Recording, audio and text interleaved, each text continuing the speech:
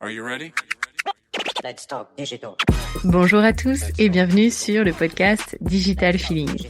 Je suis Elodie Chenol et j'accompagne les CEO à travailler leur personal branding et celui de leur marque grâce au digital. J'ai pour ambition, à travers ce podcast, de répondre à toutes vos problématiques concernant le marketing digital. Pour cela, si vous avez une question, rien de plus simple, vous m'envoyez un message sur LinkedIn en privé et j'y réponds lors d'un épisode. Les questions peuvent tourner autour du personal branding, du B2B, de la plateforme LinkedIn, mais aussi des autres réseaux sociaux, de toutes les problématiques que vous pourriez avoir concernant votre stratégie d'entrepreneur et comment améliorer votre visibilité et surtout générer plus de ventes. Si je n'ai pas la réponse à votre question, j'irai chercher pour vous les experts du domaine pour vous produire un épisode qui répondra à cette fameuse question. Bonne écoute! Bonjour à tous et bienvenue dans ce nouvel épisode de Digital Feeling. Je suis ravie de vous retrouver pour un nouvel épisode où on va parler intelligence artificielle. C'est le secteur qui intéresse le plus en ce moment, qui nécessite ou qui attise le plus la curiosité. C'est vrai qu'on me le demande beaucoup et dès que je reparle un petit peu de personal branding, etc., j'ai l'impression que le sujet, il est dépassé.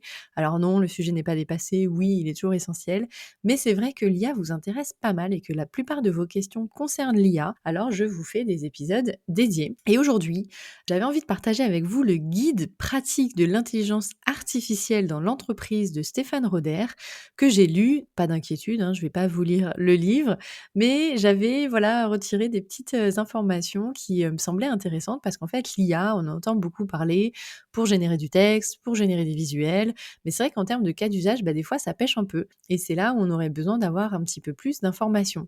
Alors il ne faut pas oublier que l'intelligence artificielle, elle se nourrit de données. Je commence par ça parce que vraiment, si vous n'avez pas de données, vous n'irez pas très loin. J'ai eu une demande récemment pour créer un chatbot pour un service après-vente, sauf qu'en réalité, il n'y avait pas plus que 4 ou 5 questions. Alors là, c'est pas la peine d'aller créer un chatbot en FAQ avec de l'IA si c'est pour répondre à 4 ou 5 questions. Donc vraiment, une IA est justifiée par beaucoup de données, beaucoup d'informations à traiter et pour pouvoir vous simplifier la vie à partir du moment où elle aura les données. Plus elle a de données, plus elle va être performante. Ensuite, il ne faut pas oublier qu'une intelligence artificielle, il faut l'entraîner. Il faut l'entraîner comme un sportif de haut niveau parce que c'est comme ça qu'elle va apprendre et qu'elle va vous proposer du contenu meilleur. On va parler de machine learning, donc c'est vraiment la machine qui apprend et qui, au fur et à mesure, va comprendre ce que vous attendez ou va affiner en tout cas son niveau de connaissance en tout cas son niveau de contexte par rapport à ce que vous lui demandez. Et c'est là où ça va devenir de plus en plus intéressant pour vous. Alors, une fois qu'on a bien ça en tête, on peut partir sur la suite. Il y a plein de secteurs d'activité qui possèdent des bases de données conséquentes et qui vont être optimisées par les optimisations dont je vais vous parler tout de suite. En premier lieu, c'est pas très étonnant, mais c'est le secteur de la finance. Pourquoi ? Parce qu'il y a encore beaucoup d'actions manuelles qui sont hyper chronophages et répétitives. Et en fait, l'IA, elle va permettre aux directions financières d'être plus présentes dans l'entreprise. Alors, on va notamment parler de la comptabilité. Et oui, la comptabilité, il y a énormément de saisies, de documents hyper complexes, alors qu'aujourd'hui, il y a des solutions avec des workflows qui sont utilisés qui permettent de traiter une facture en amont, quel que soit son format, de l'intégrer et puis de la transmettre aux financiers de l'entreprise, ou en tout cas au workflow financier de l'entreprise. Donc aujourd'hui, toutes ces petites opérations de saisie manuelle peuvent être générées dans un workflow, traitées grâce à une IA et permettre de faire des choses un petit peu plus intéressantes que de la saisie. Ensuite, il y a la prévention de la fraude. Alors là, l'analyse des documents et la comparaison des comptes de la société pour déceler tout retard ou alors un comportement inhabituel qui sont très chronophages, là, vous pouvez utiliser une solution d'IA qui va reposer sur le machine learning, donc elle va apprendre au fur et à mesure, et puis elle va comparer un nombre très important de données, donc c'est comme ça qu'elle va pouvoir voir justement s'il y a des fraudes ou pas, parce qu'elle aura appris des comportements de chacun. Elle pourra même intégrer dans le workflow financier pour alerter des possibles fraudes. Je ne sais pas si vous avez entendu parler de cette histoire qui s'est passée, je crois, en Chine il n'y a pas très longtemps. Il y a justement eu une fraude avec de l'intelligence artificielle. Alors là, c'est assez comique dans le sens où, pas pour l'entreprise, c'est sûr, mais dans le sens où l'IA peut prévenir la fraude. Là, c'est grâce à l'IA qu'on a pu frauder. En fait, les arnaqueurs ont généré un Zoom avec des personnes de l'entreprise, donc ils les avaient avatarisées et ils ont fait appel aux financiers en disant on vient de faire l'acquisition de telle entreprise et il faut faire un virement sur ce compte assez rapidement rapidement, faut aller très vite. Et là, il y a tous les membres du board qui acquiescent, qui disent: «Oui, oui, il faut faire ça». Le financier, en toute logique, a confiance dans ce Zoom, organisé par son patron et puis qui fait ce qu'on lui demande et en fait, en réalité, c'était une fraude, c'était des arnaqueurs et ils ont réussi à soutirer l'argent, de l'entreprise et on parle en millions d'euros, donc c'était pas une petite somme. Méfiez-vous, des Zooms, contre-vérifiés, créez des codes peut-être en interne dans vos entreprises pour ne pas tomber dans ces pièges. Voilà, il y a des façons de contourner ça évidemment et de ne pas tomber dedans, mais c'est vrai que c'est tellement bien fait aujourd'hui que ça devient très compliqué de déceler la fraude. Néanmoins, l'IA peut être utilisée pour la prévention des fraudes. Ensuite, trésor et recouvrement, quand il y a des retards des paiements et qu'il faut faire des relances, alors généralement vous avez des workflows, mais il y a aussi encore des actions qui sont assez manuelles. Donc là, vous avez des solutions comme SideThread. Donc là, c'est des actions de relance qui se font automatiquement grâce à l'IA et il a été noté en utilisant cette solution que le taux de recouvrement augmentait entre 50 à 70%. Alors quand on sait l'énergie que ça demande de relancer pour des paiements, c'est plutôt intéressant. Les achats, alors c'est vrai que les directions achats sont pas forcément de facto tout de suite en tête sur les services les plus impactés par l'IA, mais la recherche de nouveaux fournisseurs, le sourcing, la comparaison des prix, ça demande un temps précieux. C'est super long, c'est super chronophage. Alors imaginez que vous ayez une IA qui soit entraînée sur le processus d'achat, le Cognitive Sourcing Discovery, donc là ça réduirait de 95% le temps passé à chercher des fournisseurs. Et en fait, c'est pas un mythe. Il y a déjà des entreprises comme Air France qui l'ont mis en place. C'est une solution qui s'appelle Silex et elle apporte un taux de satisfaction supérieur à 90% aux acheteurs qui l'utilisent.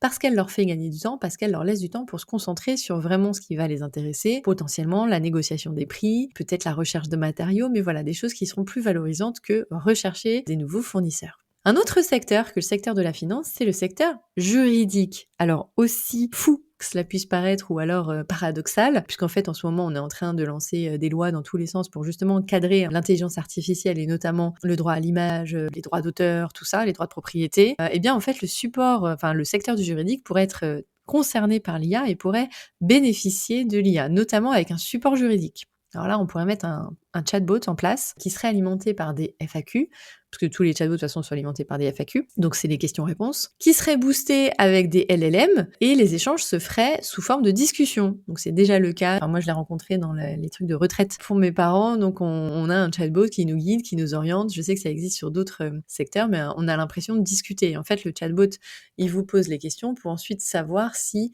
il vous redirige vers un être humain ou pas. Mais ça permet de faire un filtre, et quand il y a beaucoup de questions qui sont souvent les mêmes, ça peut vous faire gagner pas mal de temps. Et notamment dans le support juridique où là, le FAQ pourrait reposer sur des lois, des jurisprudences, dans ce cas des textes qui ont été validés, on pourrait imaginer que le FAQ s'enrichit au fur et à mesure de toutes ces jurisprudences. Ensuite, vous avez les contrats. Alors, il y a déjà des assistants entraînés dans le domaine comme Logix qui réalisent l'analyse, la révision et la production de contrats. ChatGPT, il est pas mal non plus. Franchement, il arrive à faire des choses assez intéressantes. Mais quand on a besoin de la partie juridique, on va aller voir un spécialiste dans ce domaine. Et là, c'est pas l'IA qui va négocier le contrat. On parle juste de rédaction. Mais ça pourrait soulager les services achats, les RH, les juristes. Voilà, vous avez déjà la base. Il n'y a plus qu'à modifier. Le contentieux, alors là, les solutions de justice prédictive, elles reposent sur des décisions de justice publiques grâce à l'open data. Donc c'est déjà quelque chose qui existe. L'IA, elle est alimentée par ces éléments et elle peut évaluer les risques judiciaires d'une situation. Donc là, quand on parle de prédictive, on parle d'une machine qui va calculer le pourcentage de chances que ça aboutisse à tel ou tel résultat. Donc là, il y a des solutions qui existent, donc Predictis, qui permettent de faire baisser les frais juridiques de 12%. C'est pas mal, parce que quand on sait que ça coûte assez cher de faire appel à des juristes ou des avocats. Et notamment, la SNCF utilise une solution qui permet de négocier à l'amiable un nombre important de contrats en anticipation grâce aux chiffres fournis par l'intelligence artificielle sur les montants moyens d'indemnité accordés par un juge dans ces conditions. La SNCF, qui est quand même, je pense, un des endroits où il y a le plus de contentieux, fait appel à l'IA, et c'est pas déconnant du tout, pour justement gagner ce temps précieux et faire ces économies de 12%. 12% à hauteur de la SNCF, c'est juste énorme. Ensuite, le secteur des ressources humaines, là pour le recrutement, on le sait déjà, il y a déjà des robots qui scrollent les CV et qui vont dire si tel ou tel candidat a telle ou telle compétence. Mais bon voilà, ça reste intéressant de pouvoir faire un tri avec un matching de candidats. On pourrait très bien imaginer qu'on l'entraîne sur des soft skills. Alors là, encore une fois, la SNCF a en place un système de recrutement pour avoir les bons candidats qui utilisent une intelligence artificielle. Après, charge à l'entreprise de définir le match en fait. Qu'est-ce qui match entre le candidat et l'entreprise? La gestion de la formation, alors là, pour la formation, on peut imaginer des modèles de recommandation de parcours en fonction des collaborateurs dans l'entreprise, en se basant sur un référentiel de compétences. Parce que vous le savez, la formation est obligatoire en entreprise, on ne sait pas toujours quoi proposer. Souvent dans le catalogue, c'est pas folichon ce qu'on peut faire. Donc clairement, ça va permettre aux différents collaborateurs de pouvoir choisir une formation qui les intéresse et puis d'avoir un parcours complètement personnalisé et adapté en fait. Donc c'est ça qui va être super intéressant. Et puis ça évite d'avoir des formations un peu à côté, et ça peut être aussi des formations en reconversion ou bien sur un sujet qui nous intéresse, enfin bref, pour aller encore plus loin que ce qui existe déjà. Et enfin, dernière partie que je voulais aborder avec vous, c'est la DSI. Donc c'est la direction des systèmes d'information, c'est souvent les directions techniques. Et là, alors là, je vous apprends rien, mais le développement. Les IA aujourd'hui sont complètement capables de coder. Vous avez même sur Copilot Codex de Microsoft qui est utilisé par un grand pourcentage de développeurs. Donc ça leur fait gagner énormément de temps parce que plutôt que de partir de zéro, ils vérifient, ils corrigent s'il y a des erreurs. Mais du coup, voilà, le code, il y a même le directeur, le CEO de Nvidia qui dit que dans quelques mois, années, il n'y aura plus besoin de coder. Est-ce que c'est vrai? Je ne sais pas. En tout cas, aujourd'hui, l'IA le fait très bien, mais on aura toujours besoin de spécialistes pour vérifier si le code est bon. Et la cybersécurité, je vous en parlais tout à l'heure quand je vous parlais de prévention des fraudes. C'est un enjeu qui est quand même primordial pour les entreprises, puisqu'on le sait bien, si on se fait attaquer et qu'on n'a pas mis en place nécessairement tout ce qu'il faut, on peut mettre la clé sous la porte, ça peut aller très très vite. J'ai d'ailleurs rencontré une personne qui s'était fait cyberattaquer, il avait des hôtels, puis du jour au lendemain, tout a périclité, parce qu'en fait, il s'était fait hacker. Donc dans ces cas-là, les arnaqueurs demandent des rançons, des sommes énormes. Et quand on est dans un hôtel qu'on peut plus check-in ni check-out tous ses clients, très vite, on peut perdre pied. Donc lui, il avait fermé pendant quelques temps, et en fait, cette histoire l'a fait pas mettre la clé sous la porte, il a réussi à s'en sortir, mais en tout cas, se rediriger. Il a trouvé un appel, travailler dans la cybersécurité, et c'est l'anecdote qui lui a montré en tout cas l'importance, la nécessité d'être protégé. Donc voilà, il y a des gens qui mettent les clés sous la porte parce qu'ils se sont fait cyberattaquer et qu'ils n'avaient pas l'argent pour pouvoir payer, ou bien qu'ils n'avaient juste pas les moyens de récupérer les données qui avaient été volées. Et dans ces cas-là, ça peut être vraiment une catastrophe. Donc il vaut mieux être préparé. Vous avez une solution qui s'appelle YouNeat. Vous en avez plein d'autres évidemment, mais voilà, c'est vraiment un sujet très important. Je pourrais faire un épisode dédié sur la cybersécurité, mais on va rester sur l'intelligence artificielle. Après, évidemment, il y a plein d'autres secteurs. On peut parler de l'ingénierie, de la production, du supply chain, du marketing, évidemment. On le voit avec toute la création de contenu, de la vente, de la relation client. Mais je vais m'arrêter là pour cet épisode.